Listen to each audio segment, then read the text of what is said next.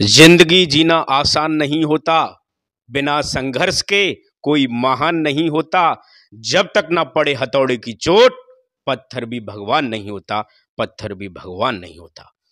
इन्हीं पंक्तियों के साथ मैं अरुण कुमार आप सभी का पुनः अपने YouTube चैनल अभ्यास क्लासेस में बहुत बहुत स्वागत करता हूं। और आज एक नई वीडियो के साथ मैं फिर से उपस्थित हुआ हूं और इस वीडियो के माध्यम से हम अपर प्राइमरी लेवल के सीटेट की परीक्षा जनवरी 2024 के लिए 30 महत्वपूर्ण MCQs पर हम बात करेंगे, चर्चा करेंगे। यदि आप इस चैनल पर नए हैं तो इस चैनल को प्लीज सब्सक्राइब कीजिए और आइए हम वीडियो की ओर चलते हैं। प्रश्न नंबर 1, खेल दिवस कब मनाया जाता है? ऑप्शन नंबर ए 30 अगस्त, ऑप्शन नंबर बी 31 अगस्त, ऑप्शन नंबर सी 29 अगस्त, ऑप्शन नंबर डी 20 अगस्त। तो इस प्रश्न का सही उत्तर है ऑप्शन नंबर सी 29 अगस्त। यानी कि खेल दिवस जो है 29 अगस्त को मनाया जाता है और ये खेल दिवस जो है हॉकी के जादूगर मेजर ध्यानचंद के जन्म दिवस के शुभ अवसर पर मनाया जाता है। अगले प्रश्न की ओर बढ़ते हैं। प्रश्न नंबर 2, योग दर्शन के लेखक कौन हैं? ऑप्शन नंबर ए महर्षि नारद, ऑप्शन नंबर बी महर्षि भरत, ऑप्शन नंबर सी महर्षि पतंजलि, ऑप्शन नंबर डी महर्षि वेदव्यास। तो इस प्रश्न का सही उत्तर है ऑप्शन नंबर सी महर्षि पतंजलि। आप भली भांति परिचित होंगे और आप ये बात भी बहुत अच्छे से जानते हैं कि 21 जून को योग दिवस के रूप में संपूर्ण विश्व में मनाया जाता है। अगले प्रश्न की ओर बढ़ते हैं। प्रश्न नंबर 3, जीइन नामक प्रोटीन किस फसल से संबंधित है? ऑप्शन नंबर ए सोयाबीन से, ऑप्शन नंबर बी धान से, ऑप्शन नंबर सी मक्का से, ऑप्शन नंबर डी जई से। तो इस प्रश्न का सही उत्तर है ऑप्शन नंबर सी मक्का से। जेइन एक प्रकार का प्रोटीन होता है और ये मक्का से संबंधित है। अगला प्रश्न 4, गाय की कौन सी नस्ल दुकाजी उद्देश्य की है? Option number A Jersey, option number B Gir, option number C Sindhi, option number D Thar Parkar. इस प्रश्न का सही उत्तर है option number D Thar Parkar. ये जो थार पारकर नस्ल की जो दुकाजी गाय है, इसका जो क्षेत्र है जोधपुर जिला जो कि राजस्थान राज्य में पड़ता है, ये वहां की मशहूर दुकाजी नस्ल की गाय है। प्रश्न नंबर 5, भारत को कुल कितने कृषि जलवायु क्षेत्र में बांटा गया है? Option number A 12, option number B 9, option number C 15, option number D 22। तो इस प्रश्न का सही उत्तर है ऑप्शन नंबर सी यानी कि 15। भारत को कुल 15 कृषि जलवायु क्षेत्र में बांटा गया है। वहीं अगर हम अपने प्रदेश यूपी की बात करें तो इसको जो है 9 क्षेत्रों में बांटा गया है। यानी कि पूरे संपूर्ण भारत को जो है 15 भागों में बांटा गया है और यूपी को 9 भागों में। अगले प्रश्न की ओर चलते हैं। प्रश्न नंबर 6, राजपूत पेंटिंग के लेखक कौन हैं? Option number A Rai Krishnadas, option number B Ananda K Coomaraswamy, option number C WG Archer, option number D इनमें से कोई नहीं। तो इस प्रश्न का सही उत्तर है option number B Ananda K Kumar स्वामी। ये राजपूत पेंटिंग के लेखक हैं। अगला प्रश्न, प्रश्न नंबर 7, लोक कला का संबंध है। ऑप्शन नंबर ए चित्रकला से, ऑप्शन नंबर बी क्षेत्रीय कला से, ऑप्शन नंबर सी आधुनिक कला से, ऑप्शन नंबर डी प्रागैतिहासिक कला से। तो इस प्रश्न का सही उत्तर हो जाएगा ऑप्शन नंबर बी क्षेत्रीय कला से। यानी अगर हम लोक कला की बात करें तो इसका संबंध जो होता है वो क्षेत्रीय कला से होता है। प्रश्न नंबर 8, हिंदुस्तानी संगीत में श्रुतियों की कुल कितनी संख्या मानी गई है? ऑप्शन नंबर ए है 13, ऑप्शन नंबर बी है 22, ऑप्शन नंबर सी है 12, ऑप्शन नंबर डी है 9।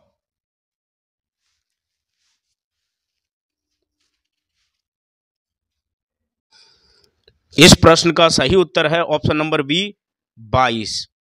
यानी कि अगर श्रुति की बात की जाए तो हिंदुस्तानी शास्त्रीय संगीत का वह छोटे से छोटा नाद जो कानों को स्पष्ट सुनाई दे उसे ही श्रुति कहा जाता है।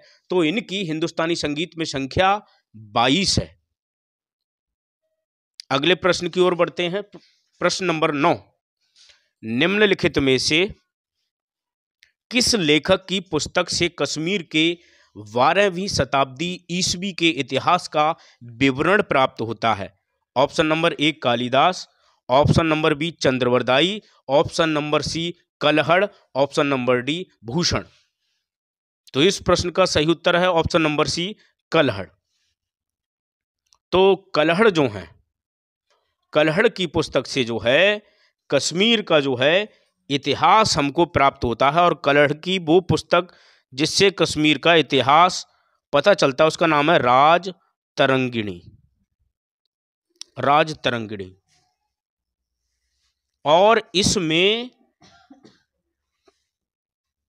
1151 ईस्वी तक का कश्मीर का इतिहास प्राप्त होता है। आदिकाल से लेके 1151 ईस्वी तक का इतिहास प्राप्त होता है राजतरंगिणी में, जो कलहड़ द्वारा रचित है। अगला प्रश्न है, दिल्ली के किस सुल्तान ने सिकंदर द्वितीय सानी की उपाधि धारण की थी? Option number A Sikandar Lodi, option number B Iltutmish, option number C Balban, option number D Alauddin Khilji.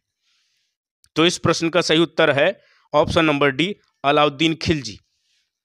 यानी कि दिल्ली का जो सुल्तान था सिकंदर द्वितीय सानी, ये उपाधि धारण करने वाला अलाउद्दीन खिलजी था। ये वही अलाउद्दीन खिलजी है जिसका जिक्र मलिक मोहम्मद जायसी के पद्मावत में मिलता है। अगला प्रश्न नंबर 11, निम्नलिखित में से किसे मदर ऑफ इंडिया रिवॉल्यूशन कहा जाता है?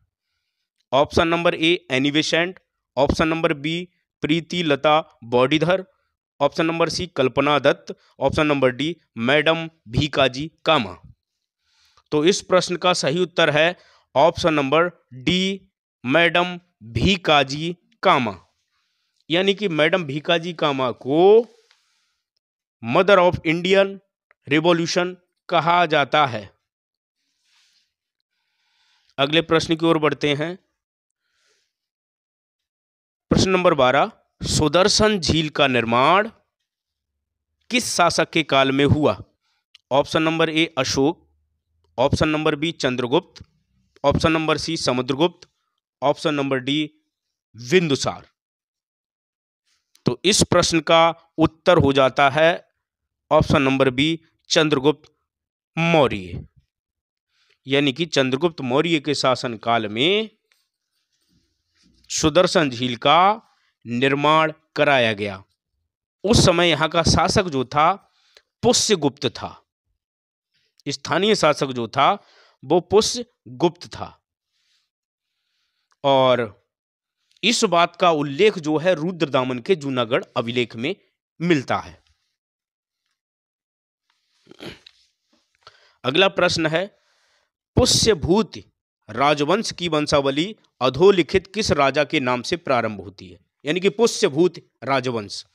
Option number A Prabhakar Vardhan, option number दो Adityavardhan, option number C Narvardhan, option number D Rajyavardhan. यानी कि पुष्यभूत वंश की शुरुआत जो है किस राजा से होती है? तो इस प्रश्न का सही उत्तर है ऑप्शन नंबर सी नरवर्धन। यानी कि पुष्यभूति वंश की अगर बात करें तो नरवर्धन से जो है इस वंशावली की शुरुआत होती है। नरवर्धन के बाद प्रभाकर वर्धन, उसके बाद जो है राज्यवर्धन और उसके बाद हर्षवर्धन। अगले प्रश्न की ओर बात करते हैं। प्रश्न नंबर 14, निम्नलिखित में से कौन सी ताम्र पाषाणिक ग्रामीण संस्कृति प्राचीनतम है? ऑप्शन नंबर ए जोरवे संस्कृति, ऑप्शन नंबर बी मालवा संस्कृति, ऑप्शन नंबर सी आहार संस्कृति, ऑप्शन नंबर डी कायथा संस्कृति। तो इस प्रश्न का सही उत्तर है ऑप्शन नंबर सी आहार संस्कृति। कहने का मतलब है पत्थर और तांबे के उपकरणों के प्रयोग के कारण कहलाने वाली ताम्र पाषाणिक ग्रामीण संस्कृति का सबसे प्राचीनतम साक्ष्य दक्षिण पूर्वी भारत में पाई गई आहार संस्कृति से प्राप्त होता है और एक तरीके से राजस्थान क्षेत्र में ये जो है फैली हुई थी। अगला प्रश्न 15, आराम बाग निम्नलिखित में से किस मुगल बादशाह ने बनवाया था? Aram Bagh. Option number A Jahangir, option number B Babur, option number C Humayun, option number D Akbar. Aram Bagh option number B Babur ने बनवाया था। यानी कि आराम बाग का निर्माण करने वाला जो शासक था वो बाबर था। प्रश्न नंबर 16, 1916 में भारत में होम रूल आंदोलन की शुरुआत किसने की थी? Option number A Gopal Krishna Gokhale, option number B Mahatma Gandhi, option number C Bal Gangadhar Tilak, option number D Lala Lajpat Rai. तो इस प्रश्न का सही उत्तर है option number C Bal Gangadhar तिलक। इन्होंने 1916 में भारत में होम रूल आंदोलन की शुरुआत की। और आप अच्छे से जानते हैं महाराष्ट्र में गणपति महोत्सव और शिवाजी महोत्सव की शुरुआत करने वाले बाल गंगाधर तिलक ही थे। प्रश्न नंबर 17, निम्नलिखित में से पूर्वा अनुवर्ती नदी कौन सी है? निम्नलिखित में से पूर्वा अनुवर्ती नदी कौन सी है? Option number A Godavari, option number B Sutlej, option number C Ganga, option number D Yamuna. तो इस प्रश्न का सही उत्तर है option number B Sutlej. Sutlej को पूर्वा अनुवर्ती नदी कहा जाता है। और पूर्वा अनुवर्ती नदी की अगर बात करें, यानी कि ये एक प्रकार की ऐसी जलधाराएं हैं जो कि स्थल खंड में उत्थान होने पर भी अपने मार्ग को ही अपनाती हैं। प्रश्न नंबर 18, पृथ्वी के बाह्य परत को क्या कहते हैं? यानी कि पृथ्वी के बाह्य परत को क्या कहते हैं? Option number A crust, option number B स्थल मंडल, ऑप्शन नंबर सी जलमंडल, ऑप्शन नंबर डी क्षोभ मंडल। तो इस प्रश्न का सही उत्तर है ऑप्शन नंबर ए क्रस्ट। पृथ्वी की जो बाह्य परत होती है, सबसे ऊपरी परत होती है, इसे क्रस्ट कहते हैं। अगले प्रश्न की ओर बढ़ते हैं। प्रश्न नंबर 19, निम्नलिखित में से कौन सी गर्म धारा है? ऑप्शन नंबर ए क्यूरोशिया धारा, ऑप्शन नंबर बी क्यूराइल धारा, ऑप्शन नंबर सी कनारी धारा, ऑप्शन नंबर डी लेब्राडोर धारा। तो इस प्रश्न का सही उत्तर है ऑप्शन नंबर ए क्यूरोशिया धारा। प्रश्न नंबर 20, निम्नलिखित में से कौन सा परिवहन का सबसे सस्ता साधन है? Option number A railway, option number B वायुयान, ऑप्शन नंबर सी जल, ऑप्शन नंबर डी सड़क। तो इस प्रश्न का सही उत्तर है ऑप्शन नंबर सी जल। जल जो है परिवहन का सबसे सस्ता साधन है। प्रश्न नंबर 21, गोदावरी नदी निकलती है, यानी कि गोदावरी नदी जो है वो कहाँ से निकलती है? ऑप्शन नंबर ए अमरकंटक से, ऑप्शन नंबर बी महाबलेश्वर से, ऑप्शन नंबर सी नासिक से, ऑप्शन नंबर डी बैतूल से। तो इस प्रश्न का सही उत्तर है ऑप्शन नंबर सी नासिक से। प्रश्न नंबर 22, सुएज नहर जोड़ती है, ऑप्शन नंबर ए भूमध्य सागर को लाल सागर से, ऑप्शन नंबर बी भूमध्य सागर को अरब सागर से, ऑप्शन नंबर सी भूमध्य सागर को अटलांटिक महासागर से, ऑप्शन नंबर डी लाल सागर को अरब सागर से। तो इस प्रश्न का सही उत्तर है ऑप्शन नंबर ए भूमध्य सागर को लाल सागर से जोड़ने का काम सुएज नहर करती है। प्रश्न नंबर 23, मेघालय का पठार किसका विस्तार है? यानी कि प्रश्न है मेघालय का पठार किसका विस्तार है? ऑप्शन नंबर ए प्रायद्वीपीय पठार, ऑप्शन नंबर बी तिब्बत का पठार, option number C Himalaya, option number D Aravali. तो इस प्रश्न का सही उत्तर है प्रायद्वीपीय पठार, यानी कि मेघालय का पठार जो है वो प्रायद्वीपीय पठार का विस्तार है। अगला प्रश्न, निम्नलिखित में से कौन सा अपरदन अभिकर्ता बालुका स्तूपों के निर्माण के लिए उत्तरदायी है? ऑप्शन नंबर ए पवन, ऑप्शन नंबर बी नदी, ऑप्शन नंबर सी हिमनदी, ऑप्शन नंबर डी भूमिगत जल।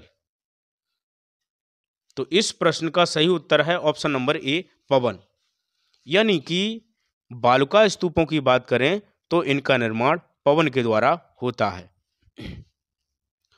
अगला प्रश्न है प्रश्न नंबर 25, निम्नलिखित में से कौन सी पृथ्वी के वायुमंडल की सबसे निचली परत है? ऑप्शन नंबर ए तापमंडल, ऑप्शन नंबर बी क्षोभमंडल, ऑप्शन नंबर सी मध्यमंडल, ऑप्शन नंबर डी समताप मंडल। तो इस प्रश्न का सही उत्तर है ऑप्शन नंबर बी क्षोभमंडल। ऑप्शन नंबर बी क्षोभमंडल जो है ये हमारे वायुमंडल की सबसे निचली परत है और इसी कारण इसमें मौसम संबंधी सारी घटनाएं घटित होती हैं।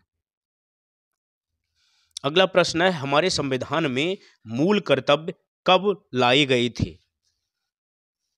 ऑप्शन नंबर ए है 1979 ईस्वी में, ऑप्शन नंबर बी 1976 ईस्वी में, ऑप्शन नंबर सी 1977 ईस्वी में, ऑप्शन नंबर डी 1978 ईस्वी में।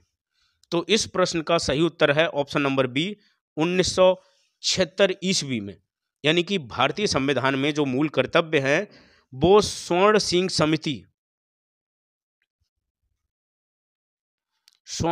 समिति की सिफारिश पर 42वें संविधान संशोधन 1976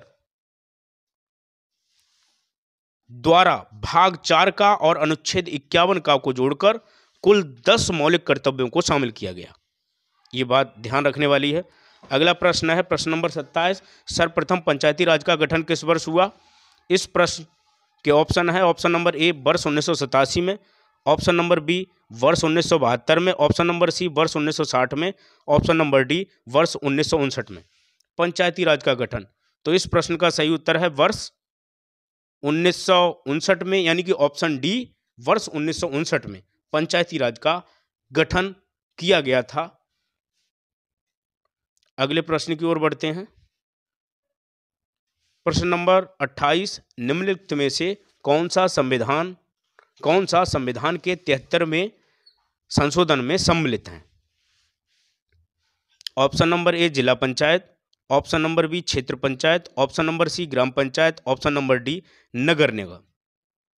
यानी कि निम्नलिखित में से कौन सा संविधान के 73वें संशोधन में सम्मिलित हैं? तो इस प्रश्न का जो सही उत्तर है वो हो जाता है आपका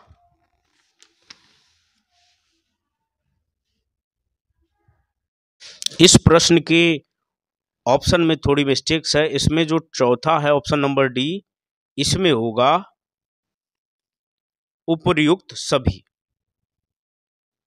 यानी कि अगर हम इसकी बात करें 73वें संविधान संशोधन की अगर हम बात करते हैं तो इसमें क्या है, इसमें सभी शामिल हैं। 73वां संविधान संशोधन जो है ये 1992 में पंचायती राज संस्थाओं को संवैधानिक दर्जा प्रदान करने से संबंधित है और इसमें जिला पंचायत, क्षेत्र पंचायत, ग्राम पंचायत तीनों को जो है शामिल किया गया है। अगला प्रश्न है प्रश्न नंबर 29, भारतीय संविधान के अनुसार निम्न में से किसे अवशिष्ट शक्तियां प्रदान की गई हैं? ऑप्शन नंबर ए स्थानीय निकायों को, ऑप्शन नंबर बी राज्य को, ऑप्शन नंबर सी केंद्र को, ऑप्शन नंबर डी राज्य तथा केंद्र को। प्रश्न नंबर 29, तो इस प्रश्न का सही उत्तर है ऑप्शन नंबर सी केंद्र को। यानी कि अवशिष्ट शक्तियां जो है अनुसूची 7 के तहत प्रदान की गई हैं केंद्र को। अगला प्रश्न है प्रश्न नंबर 30, भारत में सर्वोच्च न्यायालय में न्यायाधीशों की संख्या कितनी है? Option number A 34, option number B 30, option number C 31, option number D 33। तो इस प्रश्न का सही उत्तर है ऑप्शन नंबर ए 34, जिसमें 33 जो हैं न्यायाधीश होंगे प्लस 1 जो हैं मुख्य न्यायाधीश होंगे, कुल मिलाकर के 34। तो भारत में सर्वोच्च न्यायालय में न्यायाधीशों की कुल संख्या 34 है। मैं आशा करता हूं कि आपको ये वीडियो जो है पसंद आई होगी। अगर पसंद आई हो तो इसे लाइक कीजिए, शेयर कीजिए। अगली वीडियो के साथ मैं फिर उपस्थित होऊंगा। आपका बहुत बहुत आभार, बहुत बहुत धन्यवाद।